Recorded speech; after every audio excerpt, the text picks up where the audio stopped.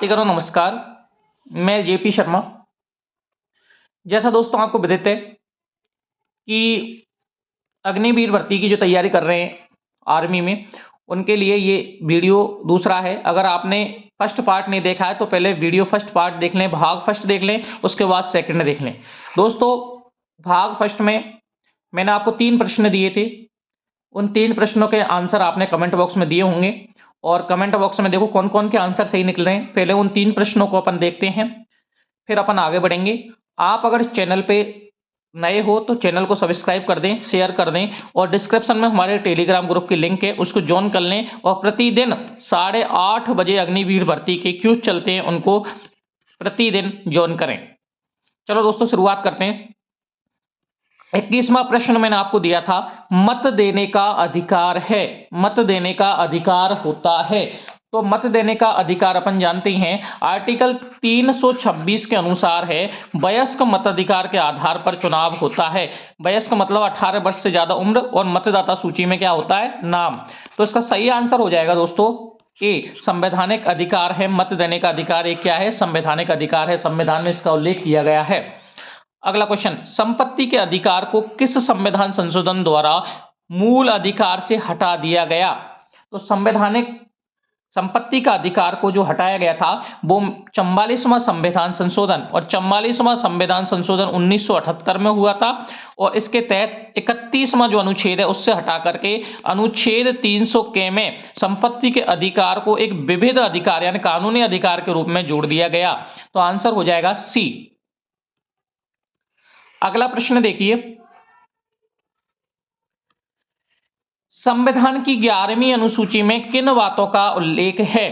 तो संविधान की 11वीं अनुसूची में है दोस्तों पंचायतों का कार्यक्रम। पंचायतों से संबंधित ध्यान रखना है 73वां संविधान संशोधन, अनुच्छेद 40, बलवंत राय मेहता समिति और अनुसूची 11। इन 4 बातों को अपन को ध्यान रखना है।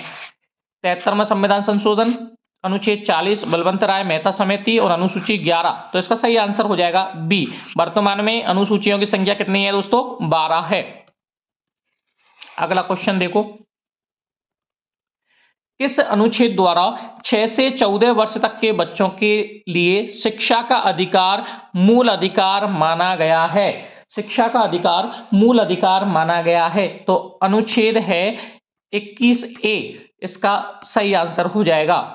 अगला क्वेश्चन, निजता का अधिकार संविधान के किस अनुच्छेद की व्याख्या स्थापित करता है। निजता मतलब जीवन जीने का अधिकार भी इसे कहा जाता है। तो इसका सही आंसर हो जाएगा बी, अनुच्छेद 21। अगला प्रश्न, मौलिक कर्तव्यों को किस समिति की सिफारिश पर भारत के संविधान में शामिल किया गया था। मौलिक कर्तव्य मैंने बताया था भाग 4 के अनुच्छेद 51 के, और समिति थी दोस्तों स्वर्ण सिंह समिति। स्वर्ण सिंह समिति की सिफारिश के आधार पर मौलिक कर्तव्यों को जोड़ा गया, लिए गए हैं रूस या सोवियत संघ से। अगला क्वेश्चन, संविधान का निम्न में से कौन सा अनुच्छेद मौलिक कर्तव्यों से संबंधित है। तो मैंने आपको ऊपर ही बता दिए अनुच्छेद कौन सा हो जाएगा, 51 के। आंसर हो जाएगा सी। अगला क्वेश्चन, वर्तमान में संविधान में मूल कर्तव्यों की कुल कितनी संख्या है। पहले 10 थी, अब हो गई है 11। सही आंसर हो जाएगा दोस्तों डी, 11। अगला प्रश्न, भारतीय संविधान के कौन से भाग से कल्याणकारी राज्य सिद्धांत को स्पष्टता प्राप्त होती है।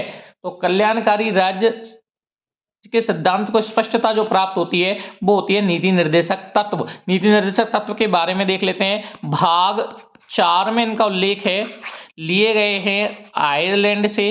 अनुच्छेद 36 से 51 तक इनका उल्लेख है।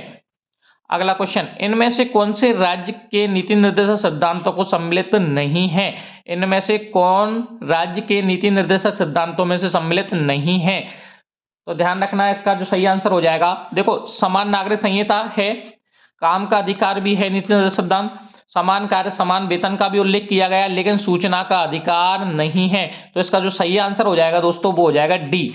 आंसर क्या हो जाएगा, डी।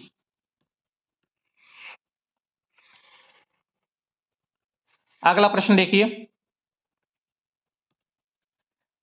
भारतीय नागरिकों के लिए एक समान नागरिक संहिता प्राप्त करने की बात कही गई है।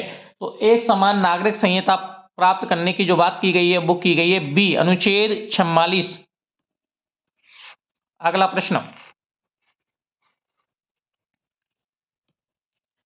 राज्य के नीति निर्देशक सिद्धांत के अनुसार किस आयु तक के बच्चों को निःशुल्क एवं अनिवार्य शिक्षा देने की व्यवस्था की गई है? तो इसका अपन चर्चा पहले ही कर चुके हैं कि 14 वर्ष तक के कम बच्चों के लिए, 14 वर्ष से कम के लिए निःशुल्क एवं अनिवार्य शिक्षा, जिसको RTE राइट टू एजुकेशन कहा जाता है, तो इनके लिए 14 वर्ष तक के बच्चों के लिए इसको सुविधा दी गई है। दोस्तों एक साथ अपने वीडियो आते हैं, क्योंकि ऑफिस में ज़्यादा बिजी रहते हैं, तो इस वजह से अपन वीडियो जो टॉपिक बाई टॉपिक बना रहे हैं, ये निश्चित ही आपके लिए रामबाण साबित होने वाले हैं। अगर आप चैनल पे नए हो तो इसको अच्छे लग रहे हैं दोस्तों तो सब्सक्राइब जरूर कर दें। अगर आपको क्वेश्चन बिल्कुल अच्छे लग रहे हैं, इंपॉर्टेंट क्वेश्चन, तो सब्सक्राइब जरूर कर दें, लाइक कर दें और कमेंट बॉक्स में हेलो जरूर लिखें। ले और सबसे ज्यादा इंपॉर्टेंट है कि अपन के जो टेलीग्राम को ज्वाइन कर लें, डिस्क्रिप्शन में लिंक है, जहां प्रत्येक दिन क्यूज चलाए जाते हैं दोस्तों। अगला प्रश्न देखिए, अनुच्छेद 40 में किस निर्देशक सिद्धांतों का वर्णन किया गया है? तो आंसर ध्यान रखना है, मैंने आपको पहले ही बताया था, अनुच्छेद 40, अनुसूची 11 बलवंत राय मेहता समिति, अनुच्छेद 73वां संविधान संशोधन। ये चार चीज, ये चारों की चारों हैं तुम्हारी किससे संबंधित दोस्तों? चारों की चारों तो अपन को ध्यान रखना है ग्राम पंचायतों से। किससे हो जाएंगे? ग्राम पंचायतों के गठन से। अगला प्रश्न देखिए,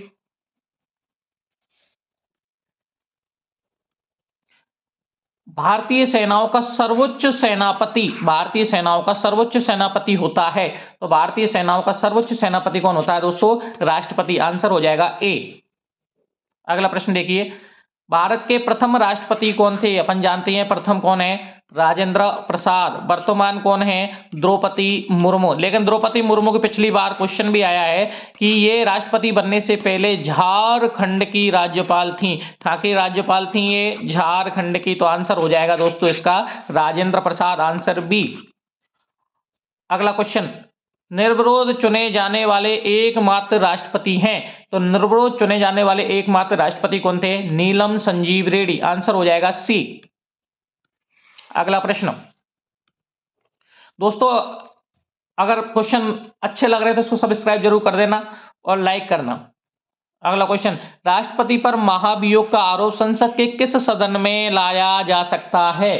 राष्ट्रपति का महाभियोग, मान लो राष्ट्रपति को पद से हटाना है, ध्यान रखना राष्ट्रपति दो स्थिति में पद से हट सकता है, एक तो कदाचार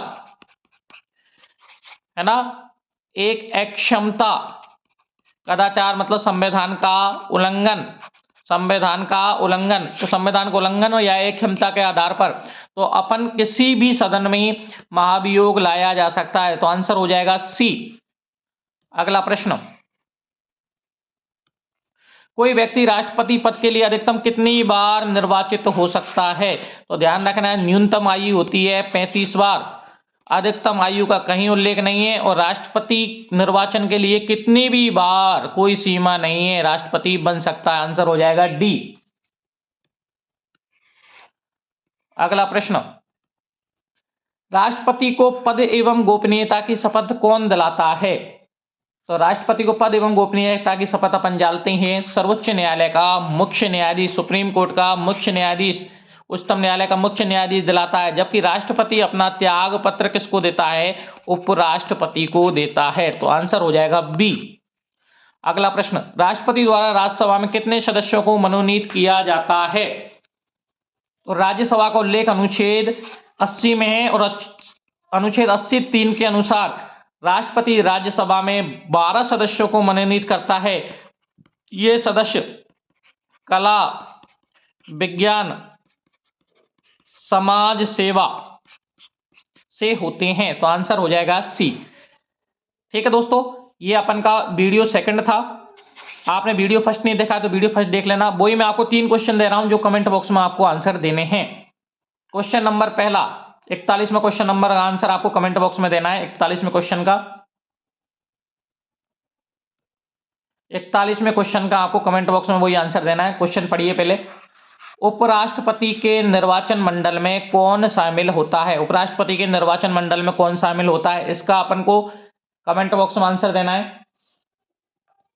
दूसरा, किस एकमात्र उपराष्ट्रपति की मृत्यु पद पर आसीन रहते हुए हुई, यानी पद पर हुई, इसका आंसर आपको देना है। और तीसरा है, प्रधानमंत्री की नियुक्ति कौन करता है, इसका आंसर आपको देना है। तीनों के ही आंसर आपको कमेंट बॉक्स में देने हैं। नेक्स्ट वीडियो में इसके आंसर अपन देखेंगे। और दोस्तों, चैनल पर नए हो तो सब्सक्राइब कर देना, टेलीग्राम ज्वाइन कर लेना। धन्यवाद साथियों, नमस्कार।